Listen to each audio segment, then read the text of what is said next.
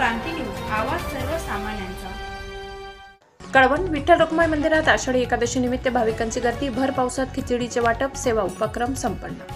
कळवण तालुक्यातील दरेगाववाडी येथील विठ्ठल रखुमाई मंदिरात आषाढी एकादशी निमित्त श्रद्धा, भक्ती आणि सेवाभाव यांचे अनोखे दर्शन घडले। 1999 साली धनाजी बाबा पंडित महाराज यांच्या प्रेरणेने स्थापन झालेल्या मंदिरात आजही परिसरातील विठ्ठल भक्तांची मोठ्या प्रमाणात उपस्थिती असते।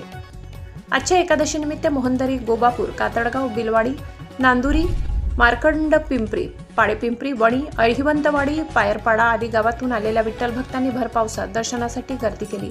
भाविकांसाठी उपवासाच्या खिचडीचे वाटप केले।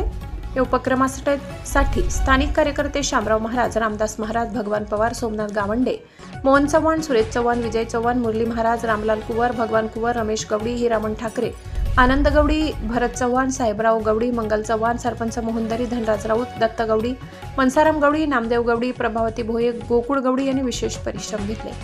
या मंदिरात दरवर्षी तुळशी विवाहासारखे धार्मिक कार्यक्रम तसेच विवाह सोहळ्याचे आयोजन केले जाते। मात्र भाविकांच्या वाढत्या संख्येनुसार येथे सभामंडप, सांस्कृतिक भवन व भक्तनिवास यासारख्या सुविधा निर्माण करणे अत्यंत आवश्यक आहे, अशी भावना स्थानिक नागरिकांनी व्यक्त केली। या उत्सवामुळे दरेगाव-वणी परिसर पुन्हा एकदा भक्तिमय आणि सामाजिकतेने भरलेला दिसून आला। महाराष्ट्र क्रांती न्यूजसाठी विभागीय संपादक किरण अहिरे, नांदुरी, कळवण। अशाच नवनवीन बातम्या पाहण्यासाठी आमच्या महाराष्ट्र क्रांती न्यूज या YouTube चॅनलला लाईक करा, सबस्क्राईब करा आणि बेल आयकॉनला प्रेस करा।